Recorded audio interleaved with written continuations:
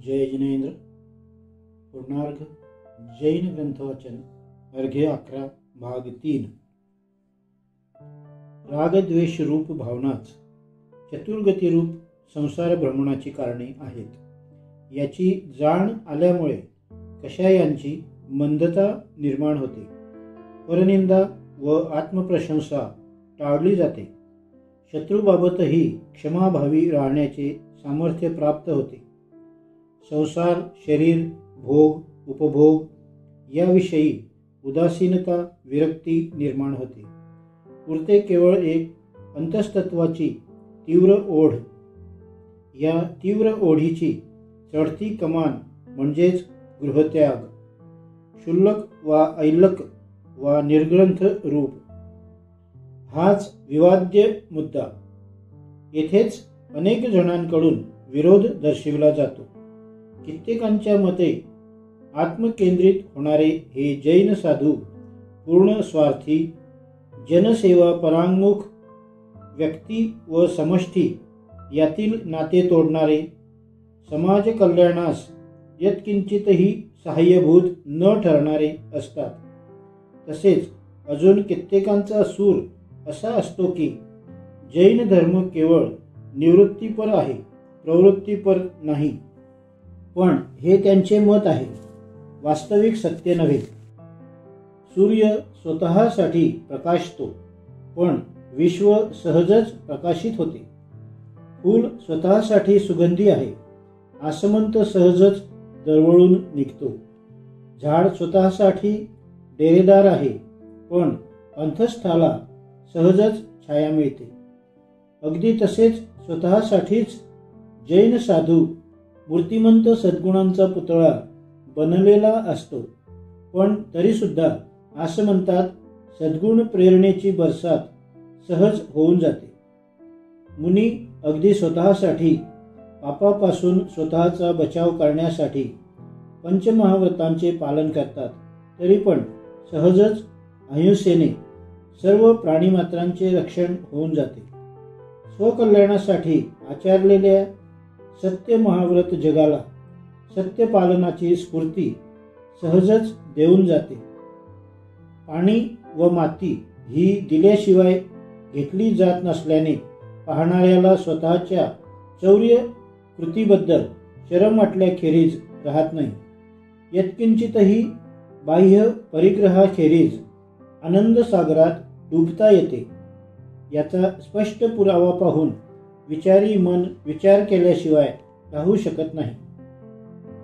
लैंगिकतेवर मिळवलेला अपूर्व विजय अत्यंत घातक अशा कामविकारापासून अलिप्त ठेवण्यास समाजास अनंत बल प्रदान करीत असतो।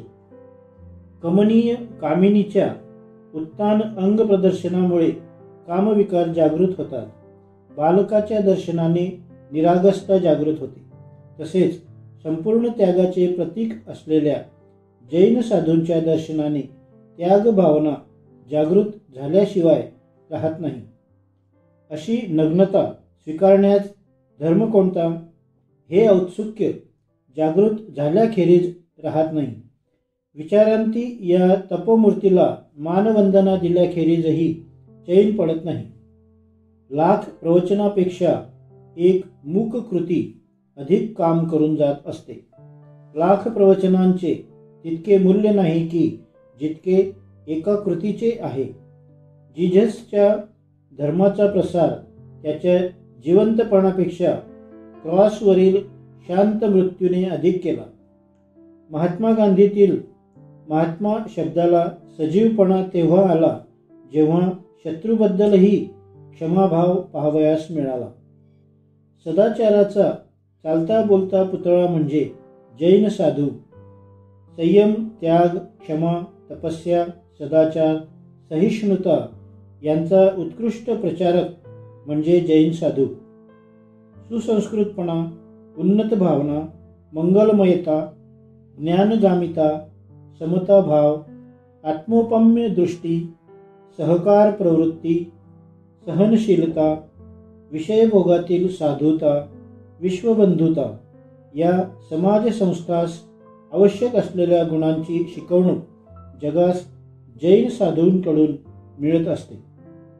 या चारित्र्य संपन्न मुनीकडून समाजाला नव्हे राष्ट्राला नव्हे विश्वाला इतके मिळाले आहे की त्याची किंमत करता येणार नाही. मुनींचे जीवनही स्वतःसाठी नसून विश्व समर्पित असते. राष्ट्राच्या प्रतिष्ठेचे सुसंस्कृतीचे मापही चारित्र्यावरून ठरत असते.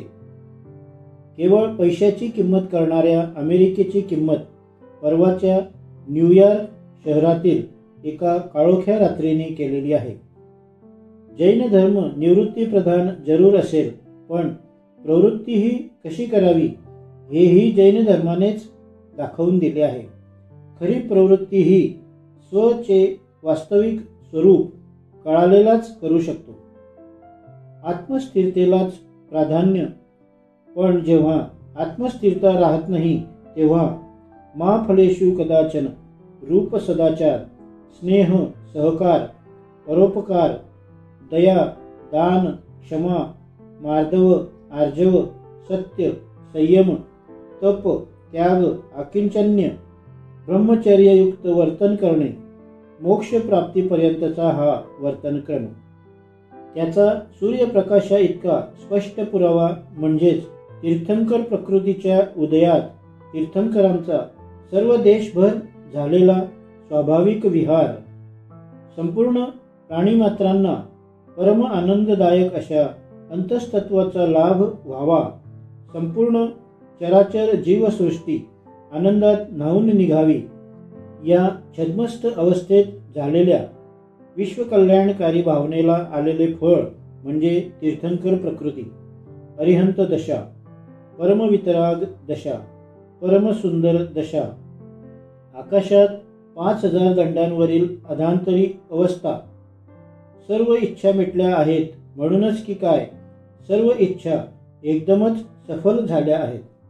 स्वर्गीचे सर्व वैभव खर्चून झालेली समोसरण रचना, श्रोत्यांसाठी झालेली 12 सभेची रचना, पशुपक्ष्यांपासून देव मानवापर्यंत सर्वांसाठी विनामूल्य खुले, सर्वांचा एकच दर्जा, केवळ एक आत्मा, सर्वांना समान मानाचे स्थान, पशु मानवात भेद नाही तेथे स्पृश्य अस्पृश्य मानवातील भेद कुठला, भगवंतांपासून समान अंतरावर सर्वांना स्थान, तेथेही व्यक्त झालेले एक समानतेचे दर्शन, भगवंताचा विहारच मुळी जीवनातील एक अमूल्य संधी. ज्यांना ज्यांना त्याचा लाभ मिळाला त्यांचे जीवन उजळून निघते.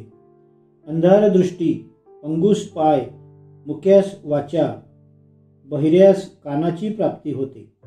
वितरागतेच्या पवित्र सान्निध्यात स्वाभाविक जन्मजात वैर असणारे प्राणी गुण्यागोविंदाने नांदू लागतात. 100 योजनाच्या परिसरातील वृक्षवेलीपासून कृमी कीटकांपासून तिर्यंचांपासून ते सर्व मानवांना आनंददायी जीवनाचा लाभ होतो. सर्वत्र आनंदी आनंद, कोणत्याच दुःखाचा लवलेशही नाही. प्रत्यक्ष वितराग असूनही विश्वकल्याणाच्या उत्कट भावनेचे फळ म्हणून सर्वांगांतून फिरणारी आश्चर्यकारक दिव्यध्वनी, अखिल प्राणीमात्रांना सुखद अंतस्तत्वाचे उलगडून दाखविणारी दिव्यध्वनी, सर्व आत्म्याचे निःसंशय हेच आत्मवैभव दाखवून देणारे जाहीर प्रात्यक्षिक म्हणजे अरिहंत रूप, सर्व आत्म्यातील मंगलमयता जाहीरपणे व्यक्त करणारे हे अरिहंत रूप, अखिल आत्म्याच्या मांगल्यतेचा हा साक्षात पुरावा, अखिल प्राणीमात्रांच्या सुप्त मांगल्याला जागृतीची प्रेरणा देणारे हे अरिहंत रूप, जीवो मंगलमचे उच्च रवाने उद्घोषणा करणारे हे अरिहंत रूप. हे रूपच मुळी विश्वकल्याणकारी आहे. मग प्रत्यक्ष अनुभवरित्या फिरणाऱ्या दिव्यध्वनीद्वारे तर केवढ्या प्रचंड प्रमाणात सदधर्म प्रवर्तनाचे काम होत असेल. हे एक उदाहरणच मुळी प्रवृत्तीरूप जिनधर्माची कल्पना देण्यास समर्थ आहे. हे सर्व कार्य निरपेक्ष बुद्धीने होते.